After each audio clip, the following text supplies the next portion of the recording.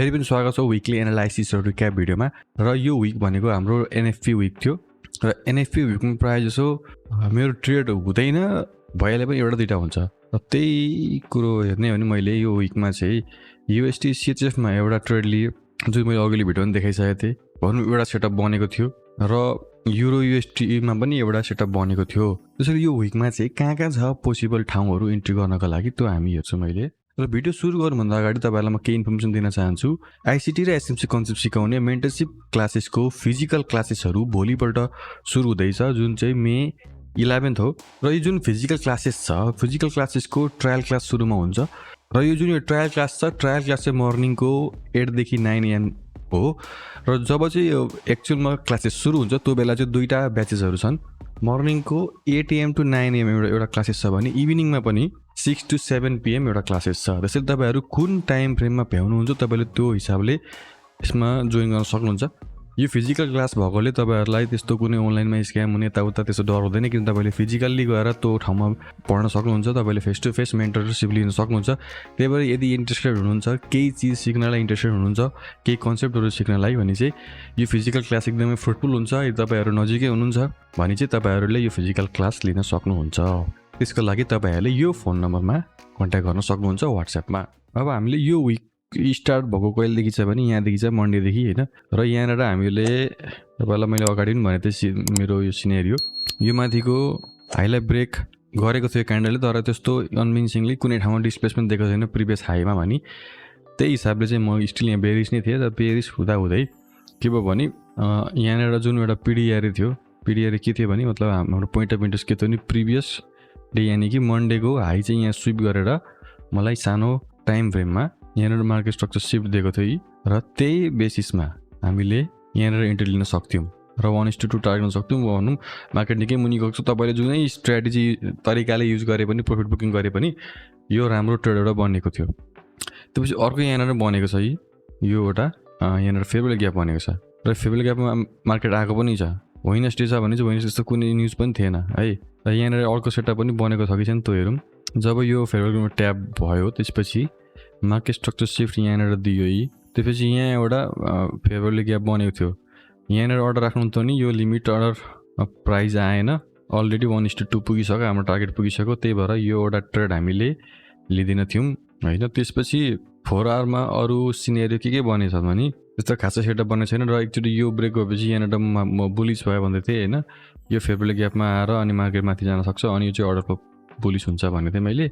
Structure चाहिँ बुलिसै थियो, तर के भयो भने यो चाहिँ फ्राइडे हो, होइन। फ्राइडे न्युज एनएफपी थियो, मैले ट्रेड लिन त्यही कारणले यो दिन मैले ट्रेड गर्ने। त्यही भएर हेर्ने हो भने ओभरअलमा युएसटी सिएचएफमा एउटा ट्रेड बनिन्छ।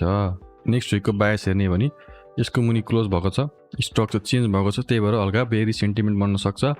त्यसको लागि ठाउँहरू भनेको यहाँ एउटा फेभरेबल ग्याप भयो अहिलेको लागि चाहिँ। र अब नेक्स्ट विकमा अब मन्डेको क्यान्डलहरू बन्छ, त्यसपछि मन्डेको हाईहरू लिएर हामीलाई सेटअप दियो भने हामी यहाँनिर इन्ट्री गर्न सक्छौँ, सेल इन्ट्रीहरू। यो एसडीमा हेर्ने भने हामी बुलिस नै छौँ स्टिल हामी, होइन। एक्चुअली यो ब्रेक गरेर स्ट्रक्चर बेरिस त भएको थियो, तर पनि स्टिल मुनिका यी ठाउँहरूबाट मार्केट माथि नै गइरहेको थियो।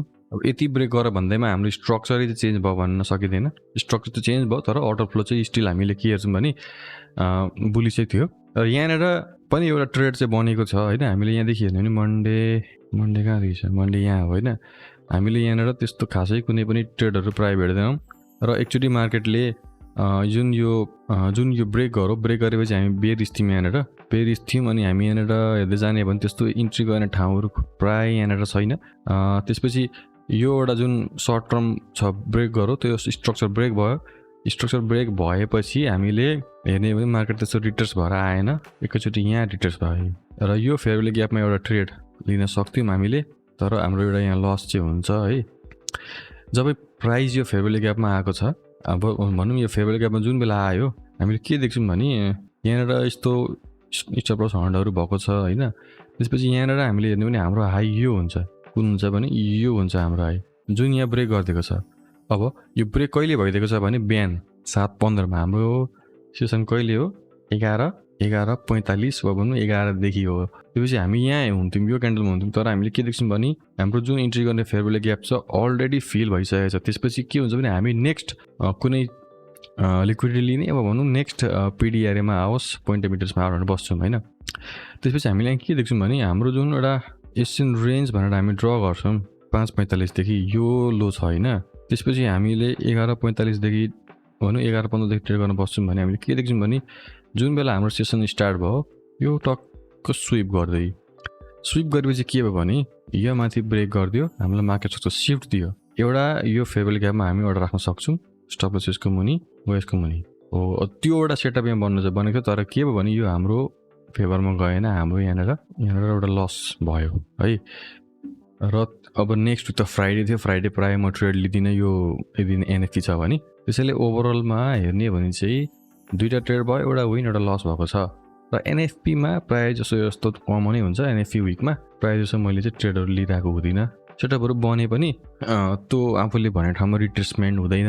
अब यहाँनिर सेटअप बनिहाले पनि होइन, त्यो दिन अब मार्केट एकदमै मुनि पनि गयो होइन, तर इभेन्चुअली माथि नै गयो। त्यही भएर एकदम स्ट्रक्चरहरू फलो नगर्न सक्छ एनएफपी विकमा। भनौँ अहिले हाम्रो बायस के छ त यहाँ भन्दा हाम्रो बायस यहाँ बुलिस नै छ। अगाडि मैले तपाईँलाई भनिहालेँ स्ट्रक्चर ब्रेक गरिहाले पनि अर्डर फ्लो चाहिँ बुलिसै फलो गरिरहेको छ। त्यसैले युरो युएसटीमा हामी बुलिस छौँ, त्यसपछि युएसटी सिजेफमा अहिले हामी बेरिस छौँ। र जुन फिजिकल क्लासेस छ भोलिदेखि सुरु हुँदैछ, तपाईँहरूले ट्रायल क्लास लिन सक्नुहुन्छ, एकदम फ्री छ। ट्रायल क्लासमा पनि तपाईँहरूले धेरै कुराहरू लर्न गर्न सक्नुहुन्छ। यदि तपाईँहरू पेड क्लासेस लिने सोच्नु भएको छैन भने यो ट्रायल क्लास चाहिँ गएर तपाईँले आफ्नो मनमा लागेको कुराहरू धेरै कुराहरू सोध्न सक्नुहुन्छ। यो एउटा राम्रो अपर्च्युनिटी हो, किनकि जो यो फिल्डमा अलरेडी अगाडिदेखि ट्रेड गरिरहेको छ उहाँलाई चाहिँ तपाईँले सोध्न सक्नुहुन्छ आफ्नो मनमा लागेका कुराहरू। बिगिनिङमा जुन कुराहरू आउँछ तपाईँले सोध्न सक्नुहुन्छ। त्यही भएर यो एउटा ट्रायल क्लास चाहिँ फ्री भएकोले चाहिँ यदि तपाईँहरू मर्निङको 8 AM देखि 9 AM सम्म भ्याउनुहुन्छ भने तपाईँले यो क्लास जोइन गर्नुले एकदम फ्रुटफुल तपाईँहरूको लागि बन्न सक्छ।